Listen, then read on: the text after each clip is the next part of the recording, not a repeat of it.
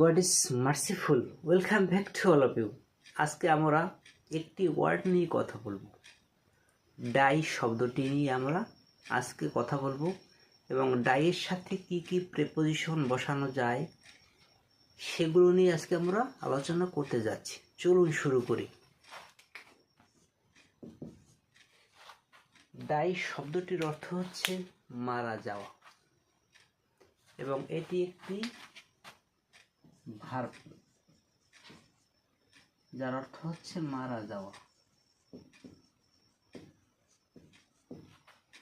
এবং ডাই শব্দটি একটি ইন্ট্রানজিটিভ ভার্ব, মানে এটি একটি ইন্ট্রানজিটিভ ভার্ব, এরপরে অবজেক্ট সাধারণত থাকে না, তাই এটিকে ইন্ট্রানজিটিভ ভার্ব বলা হয়।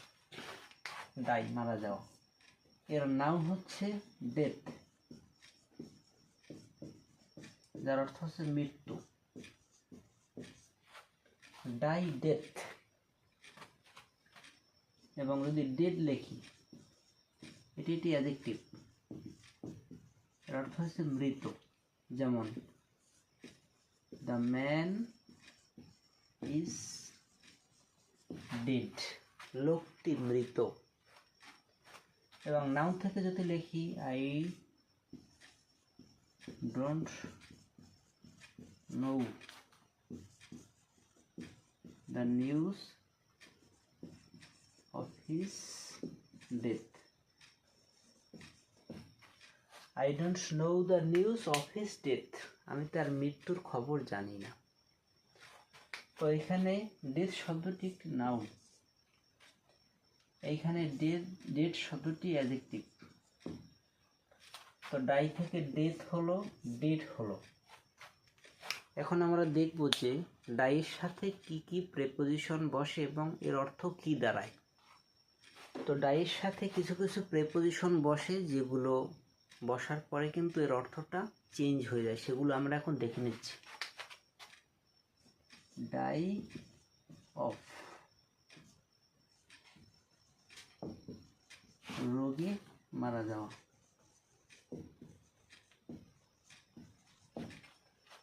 মানব শরীরে কিন্তু অনেক রকমের রোগ দেখা যায়, ক্যান্সার, হার্ট অ্যাটাক, বিভিন্ন রকমের রোগ, যকৃত, লিভার ক্যান্সার, বিভিন্ন রকম কিন্তু মানুষের রোগ দেখা যায়। তো ডাই অফ এর অর্থ হচ্ছে রোগে মারা যাওয়া। কোনো রোগে যদি মানুষ মারা যায় সেই ক্ষেত্রে আমরা ডাই অফ লিখতে পারি। The man died of heart attack, লোকটি হার্ট অ্যাটাকে মারা গেল, হার্ট অ্যাটাক করেছে, সে মারা গেল। হি ডাইড অফ ক্যান্সার, সে ক্যান্সারে মারা গেল। ক্যান্সার একটি রোগ, সে ক্যান্সারে মারা গেল।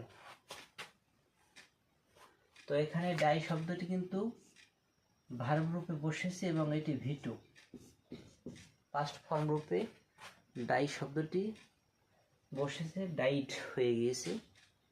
The man died of heart attack, he died of cancer. তো আশা করি বিষয়টি বুঝে গেছেন। এখন আমরা দেখব ডাই বাই এর অর্থ কি।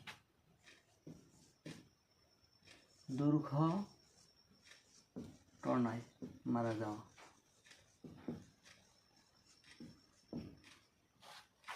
ডাই বাই, কোনো দুর্ঘটনায় মানুষ যখন মারা যায় সেই ক্ষেত্রে আমরা ডাই বাই লিখতে পারি। ডাইয়ের পরে তখন আমরা প্রেপোজিশন বাই বসাতে পারি। দা পেসার বাই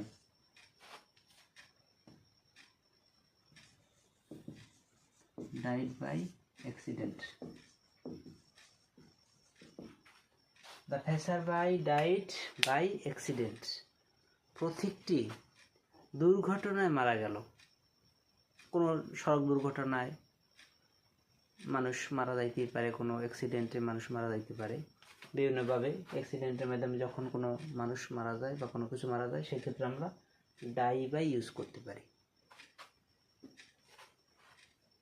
আমরা ডাইফর।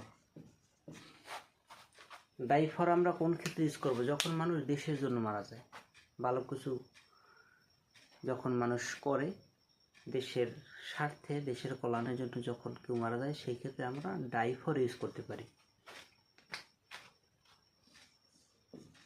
The Patriot has died for the country.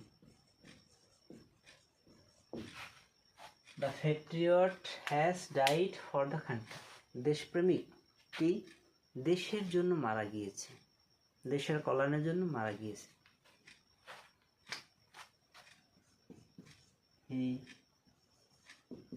died for his country. He died for his country. সে তার দেশের জন্য মারা গেল। দেশকে ভালোবাসলে কিন্তু এই আত্মত্যাগটা কিন্তু আমরা করতে পারি দেশের জন্য। He died for his country. সে তার দেশের জন্য মারা গেল। Die in. Die in আমরা কখন বসাতে পারি? কোনো সালে যদি মানুষ মারা যায়। The old man died in 1990. বৃদ্ধ লোকটি 1990 সালে মারা গেলেন। The old man died in 1990. বৃদ্ধ লোকটি 1990 সালে মারা গেলেন। He died in 2000. তিনি 2000 সালে মারা গেলেন। এভাবে আমরা অনেক সেন্টেন্স তৈরি করতে পারি।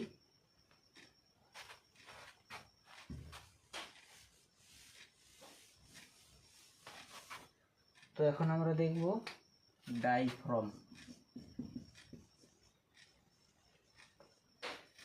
ডাই ফ্রম যখন মানুষ অতিরিক্ত খেয়ে মারা যায় তখন কিন্তু আমরা ডাই ফ্রম ইউজ করতে পারি।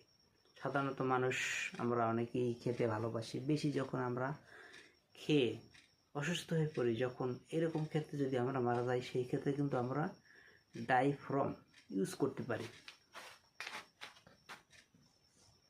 The greedy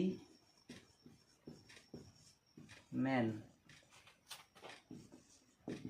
died from overeating. লোভী লোকটি বেশি খেয়ে মারা গেল। আমরা লোভ করে অনেক সময় কিন্তু বেশি ভালো খাবার যখন পাই তখন কিন্তু আমরা অনেক খাওয়ার চেষ্টা করি, আসলে বেশি খাওয়া কিন্তু শরীরের পক্ষে ক্ষতিকর।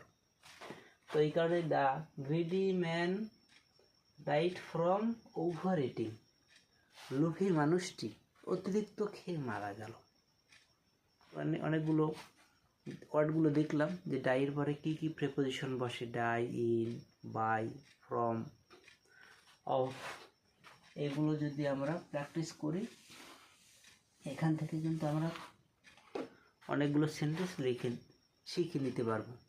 তো দর্শক, আশা করি ভিডিওটি ভালো লেগেছে। যদি ভিডিওটি ভালো লাগে লাইক, কমেন্ট এবং শেয়ার করে পাশে থাকবেন। That's all for today. Thank you so much. God is merciful.